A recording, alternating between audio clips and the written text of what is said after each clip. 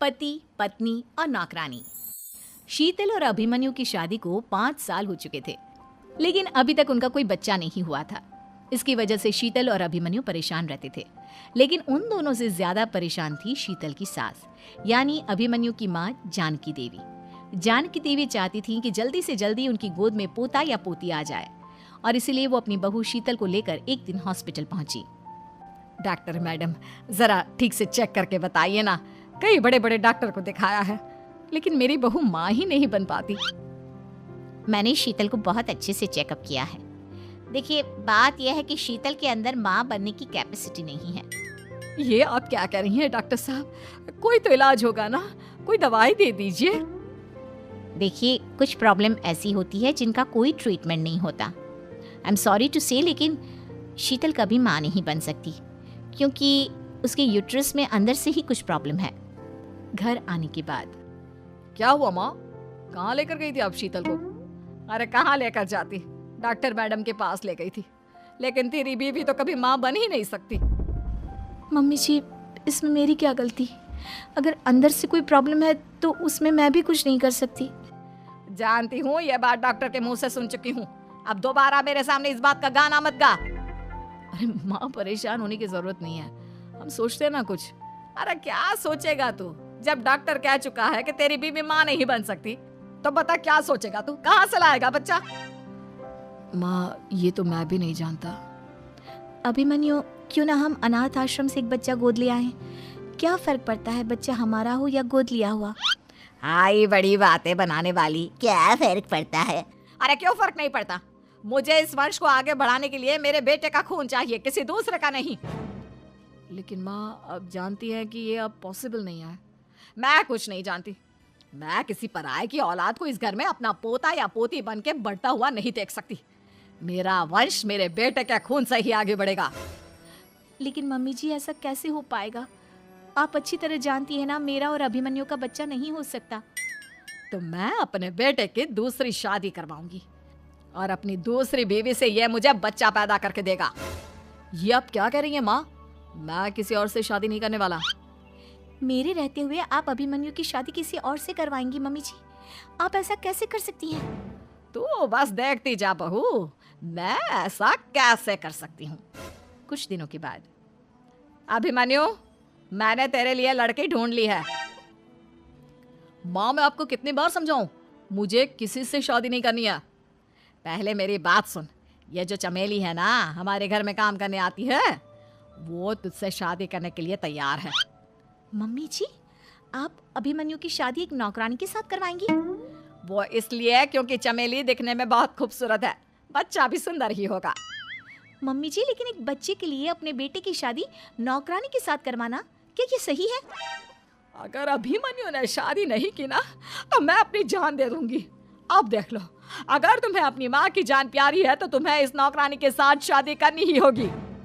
इस तरह जानकी देवी अपने बेटे अभिमन्यु की शादी नौकरानी चमेली के साथ करवा देती है। कुछ दिनों के बाद, नौकरानी से मालकिन बन के तो मजा आ गया। अब तो मैं इस घर की मालकिन हूँ। देखो, अपने आप को ज्यादा मालकिन समझने की कोशिश मत करो। एक बार तुम्हारा और अभिमन्यु का बच्चा इस दुनिया में आ जाए, उसके बाद तुम इस घर से हमेशा के लिए चली जाना। अरे जाओ जाओ, किसी और के आगे बातें बनाना। एक बच्चा तो पैदा नहीं कर सकी, बढ़िया आई। जाओ जाकर मेरे लिए कॉफी बना कर लाओ। नौकरानी मैं हूँ या तुम? मम्मी जी, देखिए ना शीतल मुझसे किस तरह से बात कर रही है।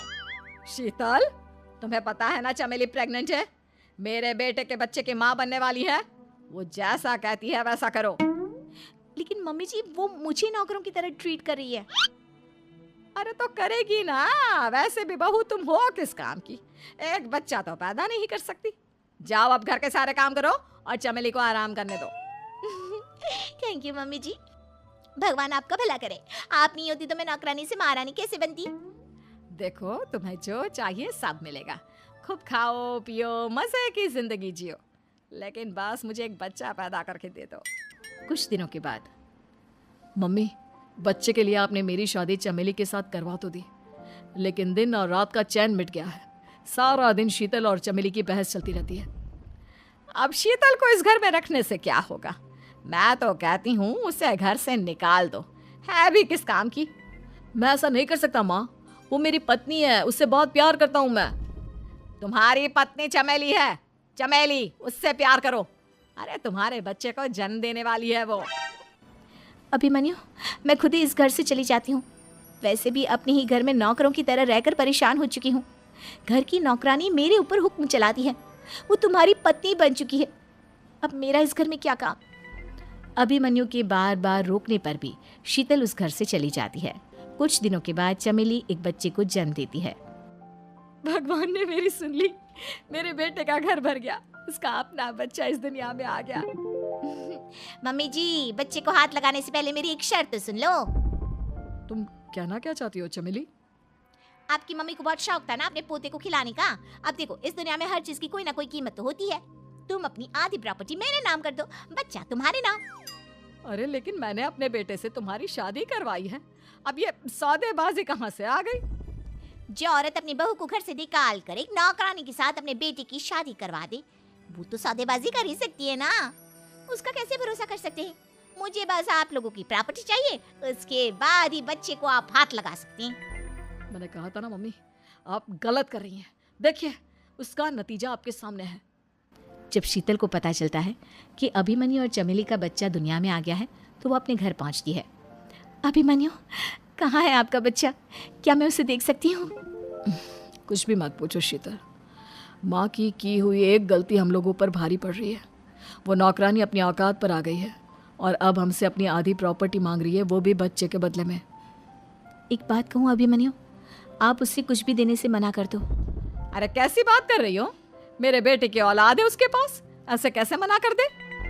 मम्मी जी, वो अभिमन्यु का बच्चा नहीं है, वो चमेली और उसके बॉयफ्रेंड का बच्चा है।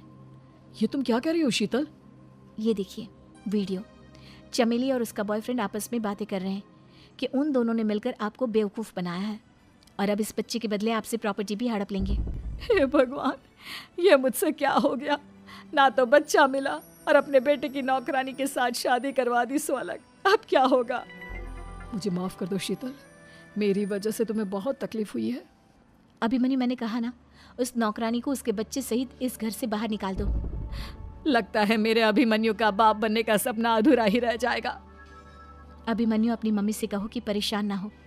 आपको याद है एक बार हम एक IVF सेंटर गए थे, मैंने फिर से वहाँ जाकर बात की थी और आपको पता है इस बार मैं प्रेग्नेंट हूँ, क्योंकि हमने वहाँ पर प्रोसीजर करवाया था जिसकी वजह से मैं प्रेग्नेंट हो गई थी और इस बात का पता मुझे बस कुछ महीने पहले ही लगा है। हमारा बच्चा इस दुनिया में आने वाला है अभिमन्यु। मुझे माफ़ कर दो शीतल बहू, मुझसे बहुत बड़ी गलती हो गई। कोई बात नहीं माँ, लेकिन अब हमें उस धोखेबाज नौकरानी को इस घर से बाहर निकालना है और इस घर की मालकिन को वापस घर लाना है, वो भी अपने बच्चे के साथ। Life is too short to argue. Just say and move on.